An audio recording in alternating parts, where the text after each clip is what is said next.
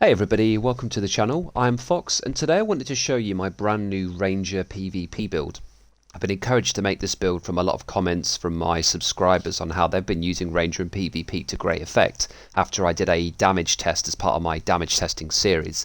That video was In Sync versus Ranger. In Sync is generally viewed to be the best talent in the game as it offers not only the highest DPS for any weapon talent for the most part, but also the highest per mag damage, so it does just kind of sit quite easily in the top spot there. But Ranger can actually outperform In Sync with specific weapons and at certain ranges. Now, I won't go into too much detail about that now because I did cover that in that video, so please check the link at the top of your screens now and in the description below if you do want to watch that now or after this video. There are a select group of assault rifles that have a much better damage drop-off, better range basically, and the FAL that you see here is the top of the pack. I know I've always said from my previous videos that the FAL is my favourite, and that's always been opinion based, but with a Ranger build it's mathematically the best weapon in the game as an assault rifle in terms of its range, its highest base range, as well as its very high stability and accuracy, meaning you can land your headshots and body shots from range with much greater ease than the other weapons that fall into this archetype. So in the description below you'll also see the timestamps for the rest of this video. We're going to go through the build now. I'll show you my stats afterwards, and then what I'm going to do is load into a conflict game solo so that I can demonstrate how this works. I feel this build performs even better in the dark zone, and I've been getting some ridiculous kills and montages there that I'm going to start streaming and capturing and maybe put out in a separate video. This talent is amazing in the dark zone, even on a 6 red build. And there is a reason that I've gone for 6 red, which I'll come to very shortly in the build section of the video. What we're going to do first, however, is start with the Ranger talent. Just quickly go through what it is, what it does, and then we'll get into that build. So what Ranger essentially does is amplifies our total weapon damage by 2% for every 5 meters that we are away from our target. Now when you highlight somebody, when you point your crosshair at an enemy, it will show you on the side of the gun just how far away they are, which is, I guess, useful, but more importantly it tells you if you're at an appropriate range to get the best amount of damage. Now obviously you don't want to be measuring your range with every person, but the reason this talent is so good even without that visual overlay is the fact that it's an amplified damage talent. For those of you that don't know or are new to my channel and haven't watched my damage testing series where I go through different talents and additive, multiplicative and amplified and what they all mean, amplified is simply the best of the bunch. So glass cannon, intimidate, ranger, versatile, they're all amplified. They all have the largest improvement of damage on your build, particularly if you already have a lot of additive and multiplicative damage, which being a 6 red build with contractors and foxes, I already do. So quite simply, Ranger is ridiculous when used at the correct range. It applies way more damage than a lot of other talents, and it actually outperforms In Sync, usually at about 30 to 35 meters on this particular build. So nice and easy to use. We can just simply sit further behind our team as far back as possible and then just shoot stuff. It's really easy to use and I absolutely adore playing it. So let's have a look at the build. Let's see how I've spec'd this Ranger build and why I've gone for the pieces I have, and then we'll get into that conflict gameplay.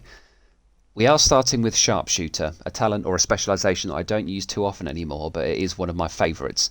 We all know that Firewall is the best PvP specialisation in the game, and rightly so. It is very, very powerful, and Gunner is a close second and my personal favourite over Firewall. Sharpshooter has a lot of strengths for this particular build. We give our teammates 10% additional headshot damage as long as they are closer to the enemy that they are shooting than we are, which as a Ranger build should, in theory, always be the case. We also gain 15% headshot damage to our own rifles and sniper rifles, MMRs, and I am actually using Nemesis with this build, as in the Dark Zone in particular, where you do have some pretty drastic ranges, but also certain maps on conflict like Georgetown and Capital Ruins. A sniper is fantastic and it pairs really well with the Sharpshooter build. We also gain what I think is the second best armor kit in the game for PvP, outside of course, Firewall, which is... I forget what it's called actually, but basically it heals you to 100% immediately. What it then does is cleanse all status effects, very important as this is a 6 red build and we are currently in a very low TTK meta, which is why status has become so prevalent of late. Being hit by status on a 6 red is usually a death sentence, but that armor kit means that it isn't. And after that it even gives us a large damage resistance to both burn and bleed for the next 20 seconds. Very, very powerful armor kit. There are some other nice passives with this build, but for the most part it is that additional headshot damage for myself and my team and the armor kit that just mean this was best in slot for me. The only other reason you might like it, particularly if you're not running the FAL, which is absolutely the single best AR in the game for a Ranger build, I can literally confirm that. But if you do decide to use one of the other ARs on the list that I mentioned in the previous video, then you also gain 15% better stability and recoil improvement from Sharpshooter as a passive, and faster reacquisition of targets, which means you can zoom in and out faster and snapshot onto enemies easier, which is where you essentially zoom in close to them and the aim assist automatically pulls you to their centre of mass. Very good if your aim isn't amazing or you're using an AR that has a little bit of kick. We do then move on to, of course, the FAL. For those longer term subscribers to my channel, you'll know this is my favourite assault rifle, and it's nice that it actually fits into a build where it is best in slot. What this rifle essentially does is have ridiculous amounts of range. It's the highest range assault rifle that's not an exotic. It has amazing stability and accuracy. Its one weakness being its 40 mag, but as it only fires 650 rounds per minute, that actually isn't too bad, and it still takes roughly 5 seconds to empty its mag, which is pretty similar to a lot of other medium and higher rate of fire weapons out there, such as the carbine and the Police M4, for example.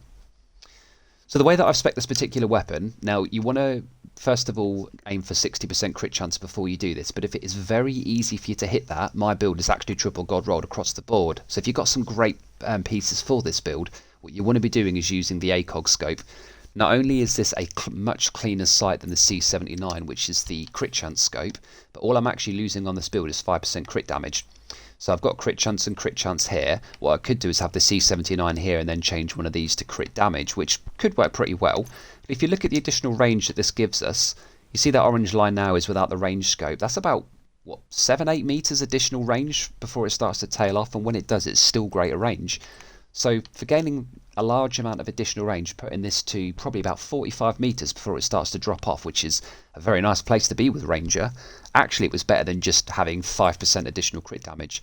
But base that on how much crit chance and crit damage you do. If you don't have very well rolled pieces, you should always use your weapon first and foremost to spec entirely into crit chance mods, and then use your build to do the rest before moving into crit damage mods on your gear, just because you achieve the highest damage that way.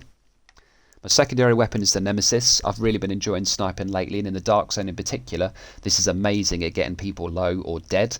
Unfortunately, even though this is a 6 red build, as we're not running focus or glass cannon, you can't one-shot a lot of higher armor players with the Mantis or White Death. You can come very close with a crit, but the Nemesis does not have that problem. It can one-shot anybody, regardless of their armor, regardless of tardigrade or unbreakable. They will be dead if this bullet crits. It hits something like 2.9 million, and I think even without a crit, just a base headshot damage fully charged is something like 1.9 million on this build. So that's going to kill all but the tankiest of enemy agents out there. Very, very powerful weapon, but by all means, if you're not a fan of sniping, you don't need to use this at all. It just seems to fit quite well into the Ranger playstyle of sitting behind my team and applying large amounts of damage from range. And then finally, we are of course using the Orbit. For any DPS build, this is quite simply the best talent in the game, the best weapon. DZ exclusive Magnum, so it has very high stopping power, as you can see, and it gives us the perfect finisher talent. But an honourable mention would definitely be the named card pistol, which gives us +1 skill tier, also roll 2 finisher to give yourself the extra crit damage if you down and then kill an enemy agent. This gives a +1 skill tier, which is nice if you're decoy or hiver deployed already, as they'll just simply be more powerful. Or whatever skills you're using, of course. So moving on to the gear, we are using one piece of Fenris. I do cover this again quite extensively in my damage testing video, but having one piece of the brand set for your specific weapon is very important. You should always be including this alongside your Foxes and Contractors, and then the other 3 pieces are a bit more flexible. So Fenris gives us 10% assault rifle damage, and this piece is rolled as every piece on your build should be. The highest possible rolls you can get to weapon damage, crit chance, and crit damage. Now technically a higher combo here, along with the 3 items that we've just mentioned, so Fenris, Contractors, Foxes, would be Seska, Grupo, Coyotes. That achieves more damage, regardless of the armour of a build, than any other combination. But as we're going to be sat quite far back, there's a good chance that the Coyotes proc will be the, the long range one, which is the 25 metre plus one. 25% critical hit chance. That's wasted. Like, everybody runs 50 plus crit chance, so for me Coyotes actually wasn't a smart choice here, and what I actually opted to do on top of this was go for the 3-piece Providence, which I rarely run now that Seska and Grupo are so easy to get. The reason for that is that the 15% headshot damage would take over the Coyotes, but obviously we've just discussed why we're not using that. So the 15% headshot damage is perfect for the Fal, as it is a headshot magnet with its ridiculously high base stability and accuracy, but it also buffs our Nemesis as well. And on top of all of that, we even gain the perfect version of Vigilance, which is definitely the best, or tied for the best damage talent in the game on your backpack. Vigilance can be pretty poor in a close range fight, so I do recommend if you're on a high armor build that you don't run it. You absolutely want to consider Companion or Wicked there, as they just have higher damage uptime and result in more damage. But because we're going to be sat behind our team, Vigilance has more uptime and therefore more damage. And because it's only a 3-second cooldown now as opposed to 4 with the perfect version, if we do get hit, it's faster for us to get that damage buff back. So Providence for me was just a must on this build. You can see the backpack is rolled in the exact same way: high weapon damage, crit chance and crit damage. My chest piece is identical in terms of stats, and my second piece of Providence, I decided to go for Unbreakable here purely because we're in a low TTK meta and there are a lot of people relying on status for kills at the moment for that reason. This just helps to keep me alive on what is usually a very squishy build. 50% more armor every 60 seconds is very powerful, and it just helps me to, if somebody flanks me and gets an early shot on me, or if a status guy hits me, then I've just got that extra survivability. Honourable mentions would be Focus if you want to run a long range scope on your AR, or Glass Cannon. You're going to be sat back, so if you're a confident player and you've got a very good team, Glass Cannon is actually very, very powerful indeed. But I just think Unbreakable is best in slot here, so I can kind of do what I need to do with a bit more, a bit lower risk. My third and final piece of Providence is simply my holster, which is once again rolled in exactly the same way to crit chance and crit damage. And then of course the no-brainers for the build. Again, for those of you that haven't watched my damage testing video, you'll see that including Foxes and Contractors simply equates to more damage, and comfortably so, than any other combination out there. It's way too much extra damage not to be including on your build. So we've gone for the Fox's Prayer for the 8% multiplicative damage to targets out of cover, and the Contractor's Gloves for the 8% multiplicative damage to armor, which both of these work against enemy shields, by the way. They're classed as armor and not health. And of course this pairs very well with the amplified damage we get from Ranger, stacking up with the multiplicative damage we're getting from these two. So roll these however you need to, crit chance or crit damage. Remember, it's very important to hit the 60% cap on this build, and then just put everything else into crit damage.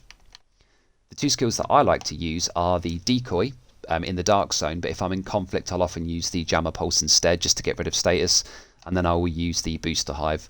The Booster Hive offers some fantastic bonuses, 22% buff amount there, which is based off of the max stim efficiency mod, and then I've got the 4 stim charges, means that I gain 22% additional weapon handling. That means 22% faster reload for my FAL, but it also means higher stability and accuracy, so if you're using another type of weapon that isn't as stable, then actually this Booster Hive is even better.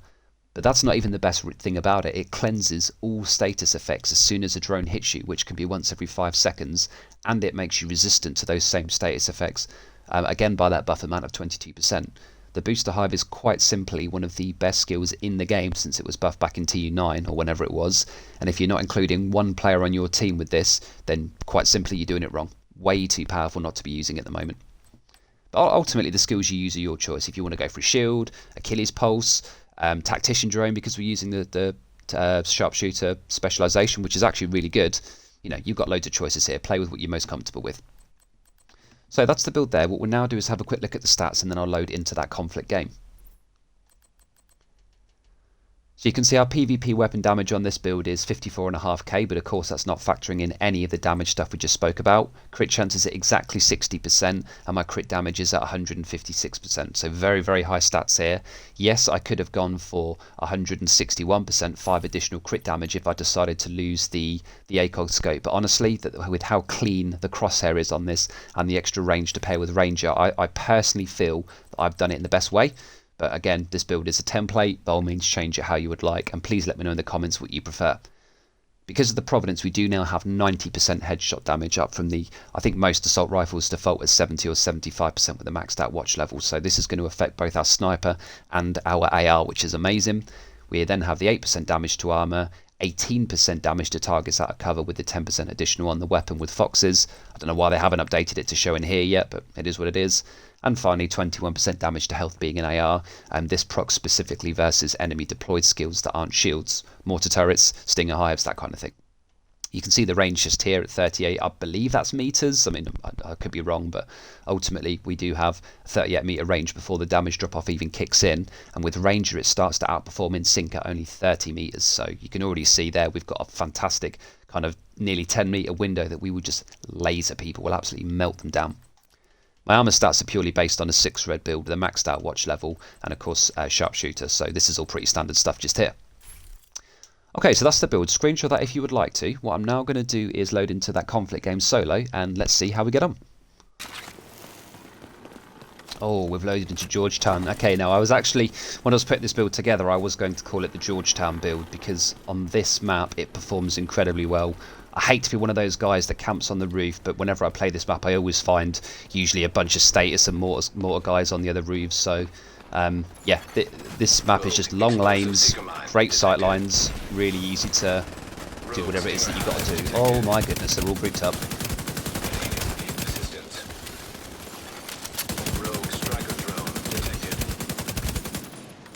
That's a bit of a warm-up aim there, but we can live with that.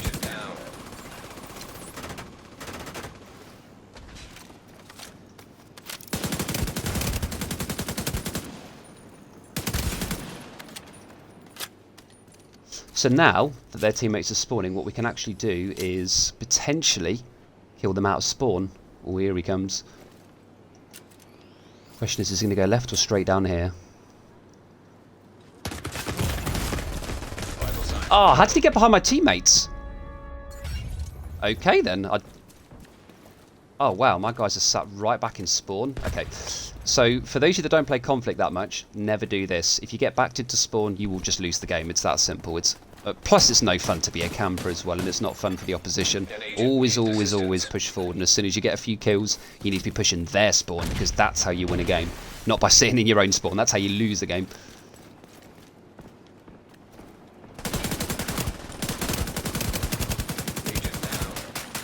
Oh, my aim is really off at the moment.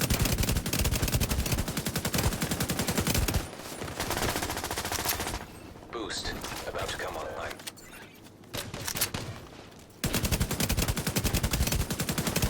Okay, this guy must have thought I'd run off, which I definitely haven't.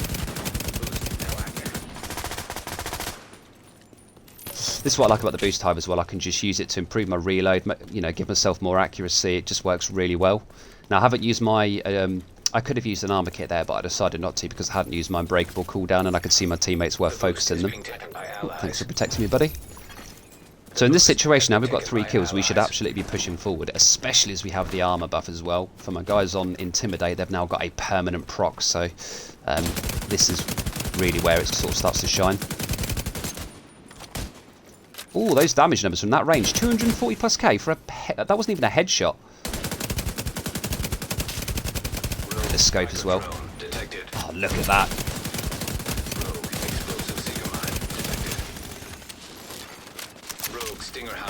These, my guy.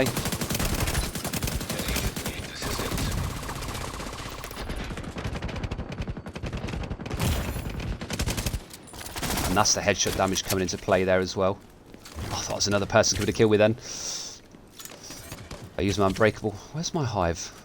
I used my unbreakable there, so I was panicking there's going to be another one. But yeah, so this is what I'm saying about the build. Even at close range, because we're on 6 red, we can still absolutely melt people down. And if you're on, you know, if you're at greater range than that, if you're actually behind your teammates, which admittedly I should have been there, but I did get a bit carried away, then it's even better.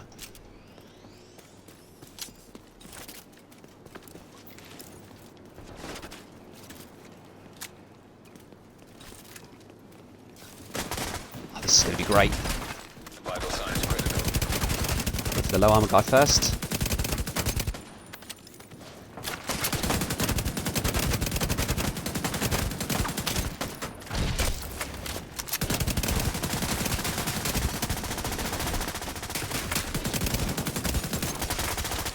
Oh, he was still alive. I thought we killed him. Right, I'm just going to wait here for my armor to come back naturally. They should be coming out of the spawn now. Or there is a guy right there. Oh, look at these damage numbers. Didn't get many crits there, but... Yeah, I'm just going to pop an armor here.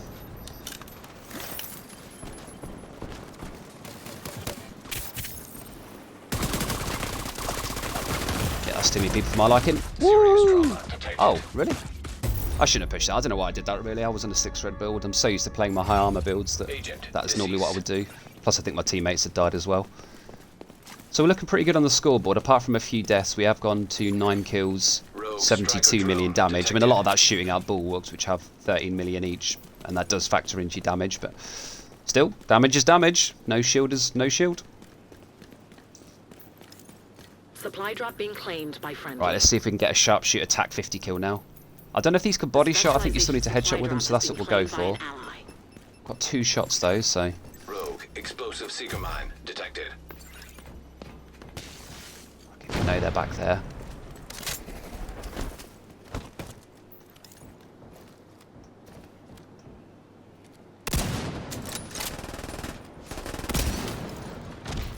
$3.5 mil to the head. Oh, that's insane. Right, he's got no shield now. Oh, I just had a guy firing over here.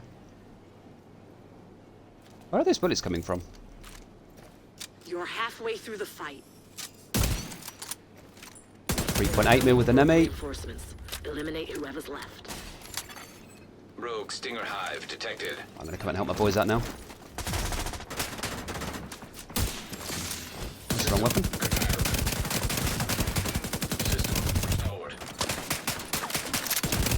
So by sitting in cover here, this guy hasn't got great accuracy. I'm removing his damage to targets out of cover benefit. It's not often a good idea to sit in cover, but if they're not running sort of accurate builds, then, you know, so there he was running a pistol, then it's absolutely fine to do so. Alright, just 2 left now. Not sure where they are, but I assume in spawn. Let's find out.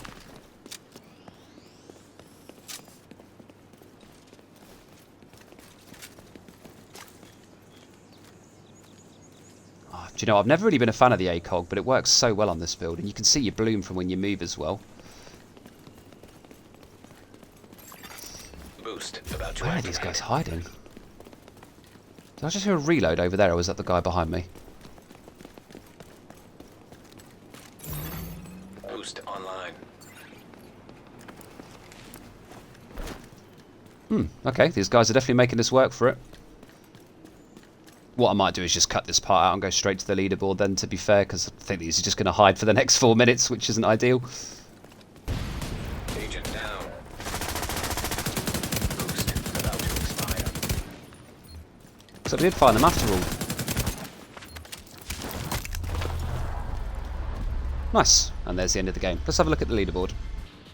Okay, so we finished on 13 kills with 2 deaths, both of which were completely my own fault. 4 assists, 97 million damage, which is pretty ridiculous, at nearly 2,900 score. So, you know, I know the team that I was playing against were, by the looks of it, a low-level team, so fair play to you guys from the MAD clan. I've not come across you before, but it's good to see a new clan in there, and yeah, they put up a really good fight. But I think what this build and playstyle proved is that, and this is true for low, high-level players, experienced and non-experienced, most people just shoot what they can see. If you've got a Lady Death guy in your face that's gunning you down, and you can see he's got Lady Death, you're obviously going to try and kill him. What you won't be paying attention to is the guy that's behind him 20 metres away that is lasering you down with a highly accurate, high headshot damage 6 red ranger build. And that's why this build performs so well, because you can't shoot 4 targets at once, the enemy can't. They're going to focus on the guys that are in front of them. You're not one of those people, which means you can just get free damage and get a score like that. So that's the build, that's the gameplay. Please do let me know what you think in the comments and how you run your ranger build, any improvements you'd make. I look forward to answering those, and I will see you all in the next video. Peace.